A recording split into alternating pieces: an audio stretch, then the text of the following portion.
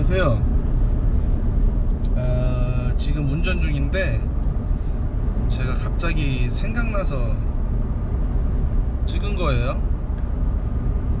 지금 여기 같은 경우는 앞유리창하고 운전석 조수석 유리창에는 썬팅을 못하게 돼 있어요. 저도 이제 얘네 법을 본 건 아니고 이제 그거를 여기 분들한테 여쭤봤더니 이제 테러 위험 때문에 못하게 돼 있다는 것 같아요, 법적으로. 그래서 대부분 뒷좌석 유리창들은 다 썬팅이 진하게 돼 있고 앞부분들은 썬팅이 하나도 안 돼 있어요. 그리고 여기는 이제 한국이랑 좀 틀리게, 한국에서는 제가 운전할 때 뭐 고맙거나 뭐 미안하다 이런 표시를 비상 깜빡이로 했단 말이에요.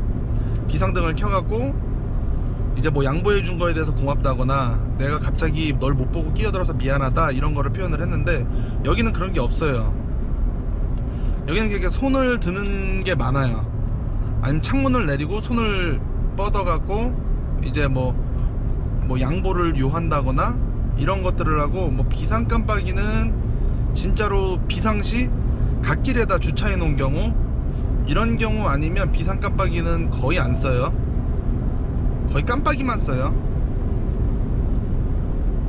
그리고 또 뭐가 있지? 여기는, 그리고 사람들이 여기가 지금 고속국도 같은데요. 지금 보시면 여기는 이제 가는 차선만 있고 저쪽에 오는 차선이 따로 있어요. 이렇게 가는 길 오는 길이 나눠져 있는 길을 블러바드라 그래요. 블러바드 맞을 거예요. BLVD라고 되어 있는데, 이거는 말 그대로 이제 차선 두 개가 놓아져 있는 경우예요.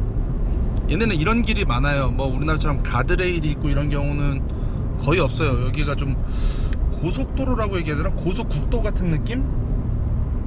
그런 데인데, 여기는 오토바이도 이런 길을 다닐 수 있어요. 그리고 뭐 따로 고속도로비를 내지도 않고요. 그리고 여기는 운전할 때, 그러니까 한국 사람이 생각했을 때, 그러니까 뭐 한국 사람이라고는 좀 그렇고 제 기준으로 봤을 때 너무 일찍 나한테 양보를 해주는 느낌을 받았어요. 길을 건널 때 제가 너무 나를 위해서 일찍 서 있는 느낌인 거예요. 그래서 저는 미안해서 뛰어갔거든요. 손을 들고 감사를 표시하고 뛰어갔어요. 걔가 나를 너무 일찍 기다리는 거가 미안해서. 근데 여기는 그렇게 해야 돼요. 여기는 크게 신호등이 있고요. 우리나라처럼 전멸등 같은 게 하나 있어요. 전멸등 같은 거는 이제 너무 뭐라 그래야 돼, 이제 사람의 이동이 많지 않은 거리에다가 전멸등 같은 걸 놔요. 거기는 이제 따로 추가적인 횡단보도 신호 없이 건널 수 있는 곳인데, 내가 가다가 전멸등 신호 같은데 밑에 사람이 서 있는 걸 보면 무조건 서야 돼요. 무조건 서고 그 사람이 지나갈 수 있게 해줘야 돼요. 그래서 만약에 예를 들어서 뭐 내가 1차선에 가고 있어요. 2차선에 가고 있는 사람이 서 있어. 쟤 왜 서 있지? 근데 전멸등이야. 그러면은 사람이 건너고 있다는 걸 확률이 높아요. 왜냐면 그 차 때문에 앞에서 건너가고 있는 사람이 안 보일 수도 있단 말이에요. 항상 그거 조심해야 되고, 내가 양보를 해줄 때도 얘네가 평범하게 생각하는 양보하는 타이밍이 내가 생각하기엔 좀 과하다, 너무 일찍 양보해주는 것 같은 느낌? 너무 일찍 내가 서서 기다리는 느낌으로 해야 돼요. 여기는 무조건 보행자 우선이에요. 그리고 또 얘기 들은 것 중에, 이제 주차장에서 주차를 하거나 이제 주차된 걸 뺄 때 사고가 나면 무조건 50대 50이래요. 여기는 뭐 잘못이고 뭐고 없고 무조건 50대 50. 그렇기 때문에 주차장에서 차를 뺄 때는 항상 조심해야 돼요.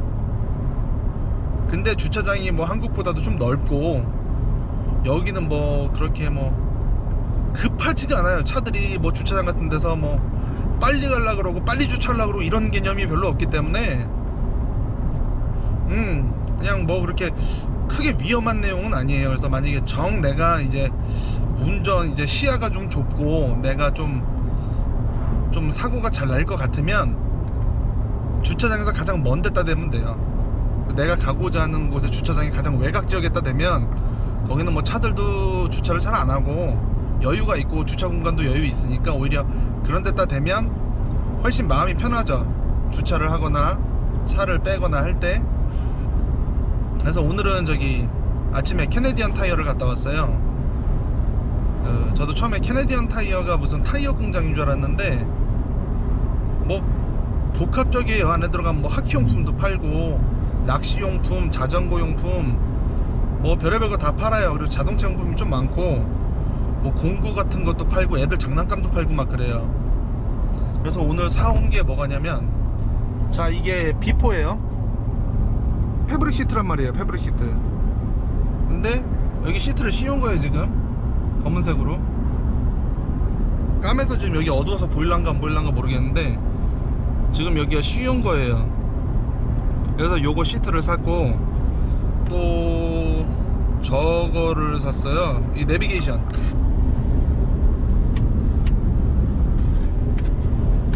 솔직히 여기 내비게이션이 크게 뭐 의미가 없긴 해요. 구글 지도를 보면 되기도 하고. 근데 뭐 어차피 뭐 고정적으로 달아두는 게 뭐 마음은 편하니까. 저게 가민 거예요. 가민이라고 뭐 자전거 타시는 분들은 거의 다 아실 텐데 속도계 브랜드 중에 가민이라고 있거든요. 가민이 좀 비싸요.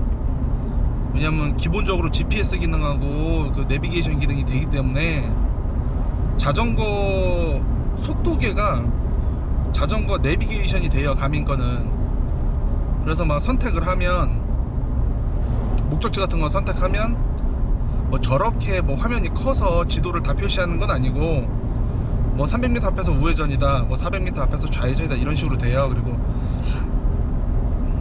뭐 처음에 이제 여기서 이제 적응을 하려면 뭐 길이 복잡하진 않아서 뭐 크게 어렵진 않지만 그래도 없는 거보단 있는 게 좀 나으니까 저 내비게이션을 샀고, 또 하나 산 게 보이나? 이거예요. 이거 저게 뭐냐면 그 집에 있는 호스를 연결하면 제 기계가 이제 뭐 안에 컴프레셔 같은 게 있는 시계라서 고압으로 물을 뿜어내줘요. 근데 그 아는 그 형님분이 저거를 갖고 오셔갖고 전에 데크라고 해서 여기는 이제 집 앞부분이나 뒷부분에 왜 나무로 된 계단 있잖아요. 거기를 데크라고 하는데 스테인을 칠했어요. 그러니까 뭐라 해야 돼, 우리나라로 하면은 뭐 니스 칠하는 거나 뭐 오칠하는 것처럼 그런 걸 칠해야 되는데 그 전에 때를 벗겨야 될 거 아니에요. 그래서 그분이 그걸 갖고 오셔갖고 써봤는데 나무가 막 패일 정도예요. 가까이 가면 가까이 배샥 돼갖고 뿌리면 나무가 패일 정도에 좀 수압이 세요. 그래서 여기는 워낙 날파리가 많이 붙어요, 차에. 그래서 이게 차 앞부분에만 붙으면 뭐 셀프 세차장 가서 뭐 하고 이렇게 해도 되는데 여기 유리창에 너무 많이 붙어. 유리창에 워낙 날파리가 많다 보니까 여기도 지금 뭐 화면에 보일란가 모르겠는데 막 이렇게 점점점점점점점점 막 이렇게 붙어요. 그래서 이게 청소를 좀 해줘야 돼가고, 그래서 뭐 고압 펌프 하나 그 세일하는 게 있길래 가서 사왔죠. 그리고 그래서 여기 캐네디언 타이어는 제가 전반적으로 얘기를 듣기로는 조금 이제 좀 물건 값이 싼 건 아니에요. 비싼 편이라고 했는데 오늘도 가서 보면 뭐 25% 세일 붙어 있는 것도 있고 50% 붙어 있는 것도 있고 70%까지 봤어요. 막 그렇게 붙어 있어요. 그래서 가격표가 뭐 예를 들어서 뭐 일반적인 가격표는 흰색이다, 그럼 걔는 세일을 안 하는 거고, 뭐 빨간색으로 붙어 있는 것도 있어요. 그러니까 뭐 세일 좀 세게 할수록 이제 좀 앞에다 내는 거죠. 그리고 뭐 녹색으로 해놓은 것도 있고. 그래서 뭐 이것저것 구경하기에는 괜찮은 것 같아요, 캐네디언 타이어도. 그래서 뭐 아까 뭐 휠하고 이런 것도 보긴 했는데 여기는 맞다, 우리가 자동차 휠이라고 하잖아요. 근데 여기선 자동차 림이라고 그래요. 뭐 말 그대로 표현 방법만 틀린 거예요. 표현 방법만 똑같은 말이고. 그래서 림을 보러 갔는데 뭐 마땅한 게 없어갖고, 왜냐면 윈터 타이어 보통 여기는 이제 11월쯤 돼서 한낮 기온이 10도 정도 되면 보통 그때 윈터 타이어를 갈아 낀대요. 왜냐하면 이제 10도 정도 됐다는 소리가 여기 일교차가 있다 보니까 밤에는 영하까지 떨어질 수 있다는 소리라서 얼음이 도로에 낄 수 있다고. 왜냐면 여기가 일교차가 있다 보니까 물이 많이 끼거든요, 그 결로같이. 그래서 보통 그때 끼는데, 이거를 업체에다 갖다 맡겨서 나 윈터 타이어로 바꿔줘, 그럼 얘네가 기존에 있던 림을 빼서 타이어를 빼내고 윈터 타이어를 끼고 다시 자동차에 껴준다면 바람을 넣고, 요런 행위들이 한 80불 정도 한대요. 뭐 돈도 돈이고, 문제는 이제 예약을 해야 되는 거예요. 그것도 예약을 해야 돼갖고, 만약에 내가 림이 한 벌이 더 있어서 윈터 타이어를 거기다 껴놨다면 집에서 내가 이제 잘게 갖고 차 올린 다음에 내가 바깥 끼면 되는 거예요, 할 수 있으면.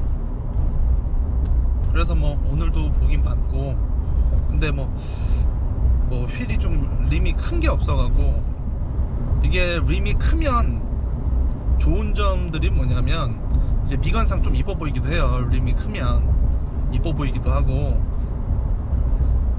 이 림이 커지면 커질수록 타이어가 이제 좁아질 거 아니에요? 그러면은 좁아지면 좁아질수록 뭐라 그래야 돼, 말 그대로 이제 꿀렁거리는 부분이 줄어드는 거예요.